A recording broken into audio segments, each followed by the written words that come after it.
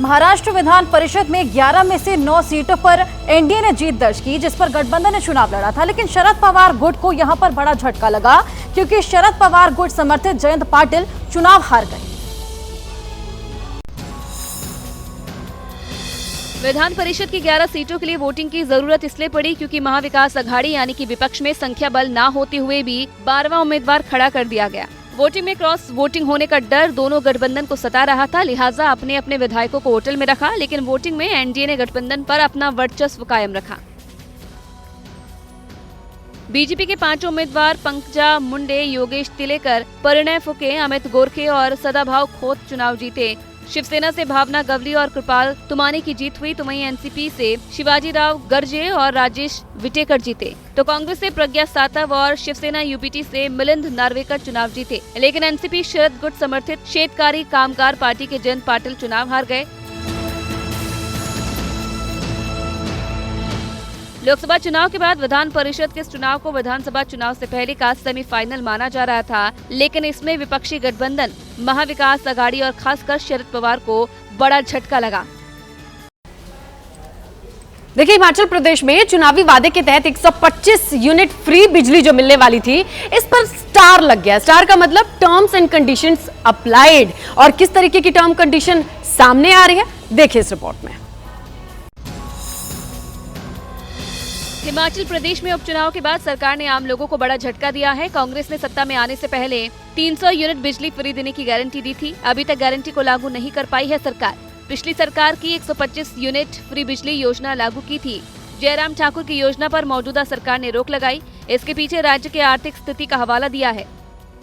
क्योंकि electricity board की हालत बहुत खराब हो गई थी। आज इलेक्ट्रिसिटी बोर्ड की स्थिति ये है कि उनके पास कर्मचारियों को तनख्वाह देने के लिए पैसे नहीं है। उनको एक्सपेंशन, बिजली के इंफ्रास्ट्रक्चर को, बिजली को और इम्प्रूव करने के लिए उनके पास पैसे नहीं है। 300 यूनिट फ्री बिजली देने की गारंटी देने वाली सुक्खू सरकार अब 125 यूनिट बिजली भी फ्री नहीं दे पा रही है, जिस पर बीजेपी ने पलटवार किया है।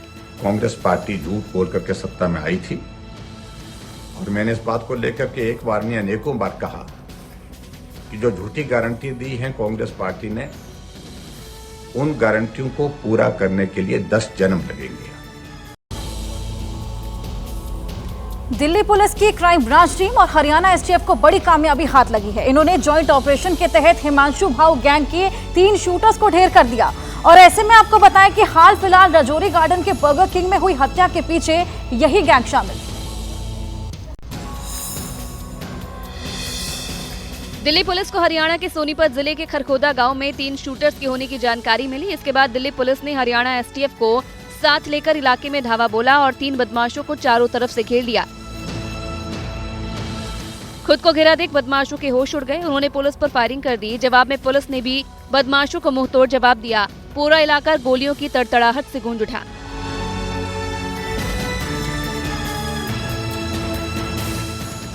एनकाउंटर आशीष उर्फ लालू, सन्नी गुज्जर और विक्की रिढाना को पुलिस ने मार गिराया। ये तीनों बदमाश पुलिस के लिए सिरदर्द बने हुए थे और मोस्ट वांटेड थे।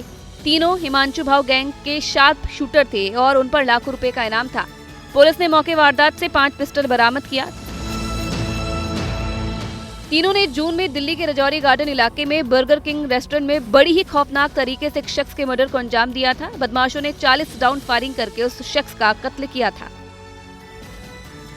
जैसे ही घड़ी का काटा दोपहर 2:30 पे आए, बबीता जी का दिल सास बहू साजिश के लिए मचल जाए। और ये है इनकी बहू, पूरे दिन ऑफिस की टेंशन हो जाए गॉन जब ये करें अपना फेवरेट शो फ्री टाइम पे ऑन।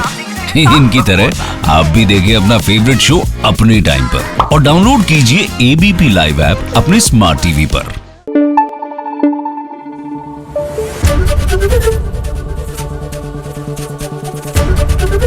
एबीपी न्यूज आपको रखे आगे।